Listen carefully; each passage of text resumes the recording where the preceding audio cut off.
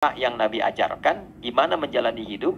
Salah satu keistimewaannya, Allah kasih pada orang itu apa yang belum ia ketahui. Alladzi 'allama bil qalam, kemudian buat legasi yang sifatnya bisa bermanfaat lebih bagi generasi yang berikutnya. Salah satu caranya dengan menulis. Ya. Yang belajar ini usahakan punya catatan. Dicatat itu lebih terikat ilmunya dibanding sekedar dihafalkan. Nanti yang tercatat dirumuskan, diruntutkan, ke depan bisa jadi bacaan. Walaupun orangnya sudah tidak ada, meninggal misalnya, tapi kitabnya masih ada, maka disitulah kemudian namanya akan abadi. Keabadian itu yang memuliakan Allah. Imam Syafi'i nggak pernah kita lihat, ya kan? Nggak pernah berjumpa, nggak pernah. Masanya berbeda. Tapi karyanya sampai sekarang masih bisa kita akses, dan dengan itu beliau dimuliakan keabadiannya.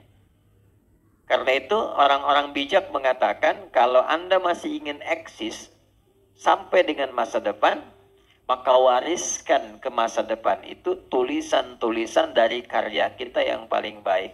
Tidak ada yang terbaik kecuali menyampaikan pesan-pesan yang dimuliakan oleh Allah Subhanahu wa Ta'ala. Teman-teman juga begitu. Ya, yang di birokrasi, yang di kedudukan, yang di harta dan sebagainya.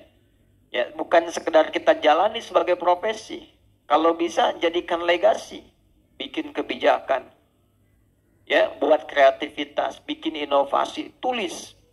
Supaya satu saat dikenang, saya pernah mengalami ini, diwariskan, minimal anak cucu bisa baca. Oh, dulu saya kenal kakek itu begini, ya, bukan cuma lihat fotonya, ya kan? Wah, kakek ganteng juga ya. Oh, ternyata pernah main sinetron, ganteng-ganteng serigala, gitu kan? Repot juga. Ya. Kita bikin tulisan lebih bagus, terukur, ya. Balik, 'allamal insana ma lam ya'lam. Kemudian yang kedua, selalu berusaha berinovasi untuk menemukan sesuatu yang baru. Ya, jangan pernah terpaku pada satu hal.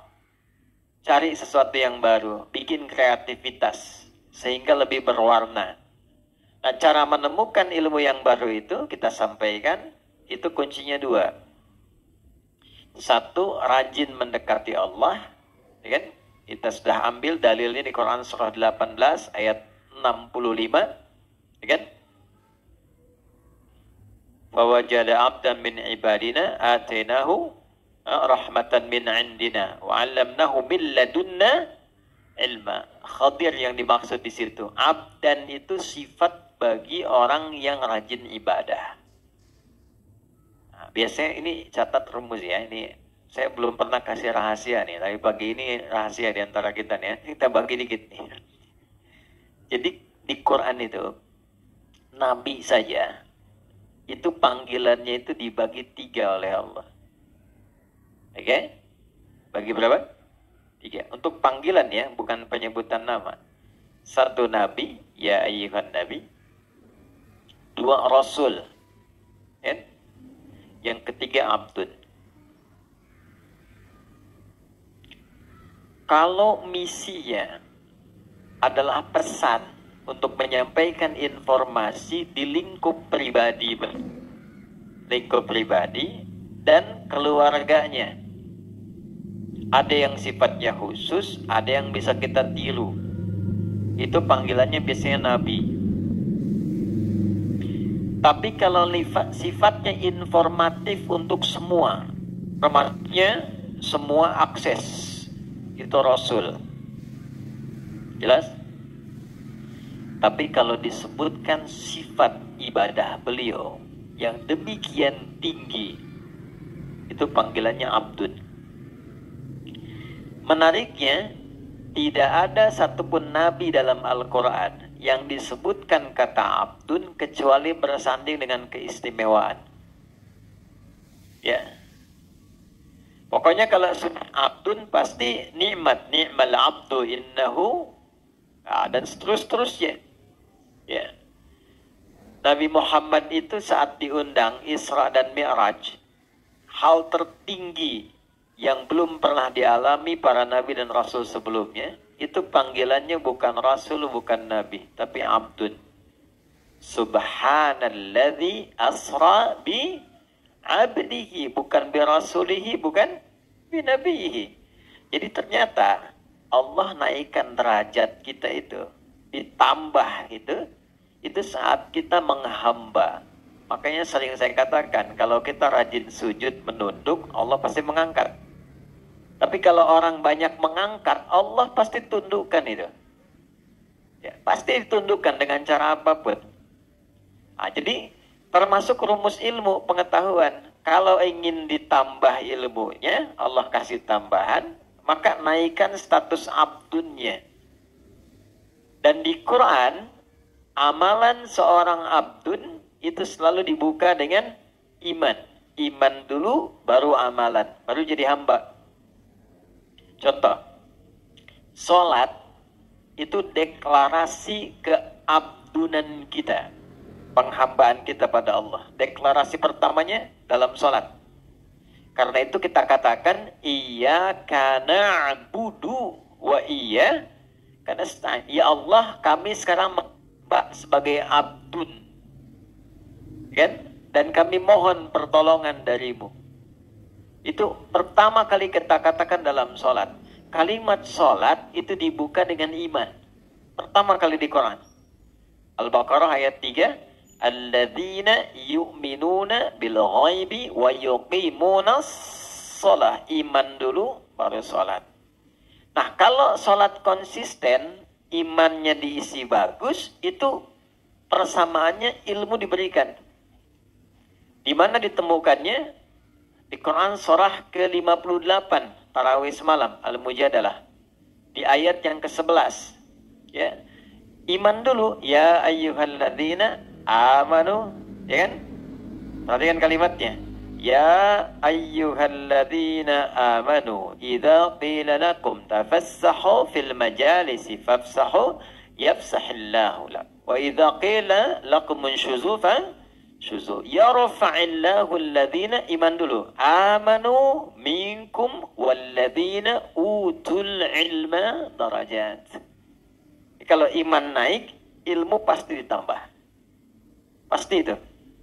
Ya, itu sudah rumus. Nah, jadi yang pertama kita coba tingkatkan keimanan pada Allah, rajin sholat. Sholat, ya, nanti pasti akan ditemukan hal baru. Yang kedua, ikuti petunjuk Nabi. Misal, kalau mau belajar, ikuti petuah dari Nabi. Begini cara belajarnya. Keluarkan Kitabul Ilmi. Kalau mau bisnis, ikuti pola bisnis yang ditunjukkan Nabi. Kalau di birokrasi, di kedudukan, ikuti bagaimana petunjuk Nabi. Ambil value-nya, maka apa yang terjadi? Perhatikan kalimatnya. Al-Baqarah ayat 151. Kama arsalna fikum rasulan minkum yatlu alaikum ayatina wa yuzakkikum 2 wa yuallimukumul kitaba 3 wal hikmata 4 5 wa yuallimukum ma lam takunu ta'lamun. Orang yang cenderung mengikuti prototipe kehidupan Nabi, cara yang Nabi ajarkan, gimana menjalani hidup, salah satu keistimewaannya Allah kasih pada orang itu apa yang belum ia ketahui. Baik. Nah, teman-teman di serse misalnya kan, kehakiman dan sebagainya, kadang-kadang mau nyelesain kasus susah tuh, mau nemukannya. Sholat, kita petunjuk.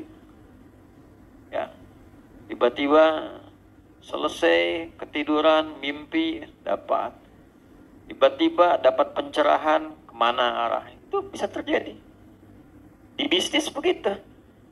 Ya, begitu diikuti polanya, Abdurrahman bin Auf tuh dari mana sih modal pakaian datang ke Madinah? Dalam 3 tahun kok jadi orang kaya. Kemudian valuasi hartanya di awal sampai 923 miliar dolar. dihitung sekarang itu 14.700 triliun. Nabi wafat, kita coba riset, itu kurang lebih valuasinya 72.000 triliun. Ya.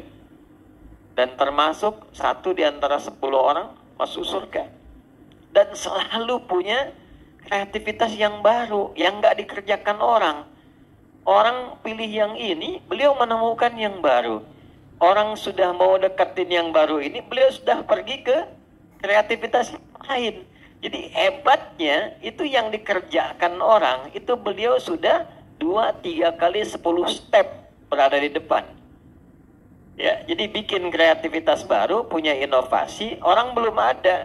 Begitu orang ngikutin, ini sudah mengerjakan yang baru lagi. Jadi pantas jadi yang paling unggul di bidangnya. Khalid bin Walid di militer begitu, selalu punya strategi baru. Ya, bayangkan. Ya, kebayang nggak? Belum saya ceritakan deh. Ini melawan Persia coba. Pasukan ratusan ribu, 100.000 pasukan. Beliau cuma bawa 10.000. Itu menemukan strategi baru. Jadi ada seorang di barat itu sampai kemudian meriset bagaimana seorang Khalid itu bisa menjadi jenderal paling unggul di lapangan. Itu dilihat gitu. Dan itu terjadi utamanya setelah masuk Islam. Sebelum masuk Islam hebat dalam strategi perang Uhud. Setelah masuk Islam lebih hebat lagi. Nah itu jadi bab. Kalau dipelajari bisa sukses di bidangnya. Nah itulah 'allamal insana ma lam ya'lam. Nah yang kemarin kita telah berhenti di ayat 6-8-nya, kalau sudah sukses jadi apapun, jadi ilmuwan, jadi ulama, kan, pebisnis kaya, kedudukan jadi jabatan, jadi jenderal, macam-macam birokrasi, udah jabatan tinggi, kalla, jangan pernah terjadi. Innal insana la yatgha. Jangan pernah terjadi munculnya potensi-potensi menyimpang, bersikap berlebihan. Ar-ra'ahu istaghna, karena sudah merasa lebih dari sebelumnya. Karena pasti peningkatan sesuatu akan merubah karakter dan gaya hidup. Bab gaya kan sering saya ulang begitu. F1 sama dengan F2. Dikonfirmasi di fisika. Metafisik itu dengan fisika dekat. Ya, orang kalau gayanya pelan, gak kedengaran pukulannya. Tapi kalau kencang, bunyinya kencang. Ya, sama harta, kan sering saya katakan, kalau masih punya 10.000, masih bisa dibagi 2. Nah, makan yuk, dia. Ayo, di mana? Warung Jackie Chan depan, ya, bisa ya. Makan 10.000 tuh. Berangkat sama Ihsan. Begitu nyampe sana, Ihsan bilang, aduh saya nggak bawa uang. Tenang, kita bagi 2 nih. 10.000 bagi 2. Tapi ketika Mus'ab sudah punya 1 miliar, bisa nggak bagi 2 sama Ihsan? Belum tentu. Karena sudah berbeda, kualifikasi sudah lain. Itu merubah.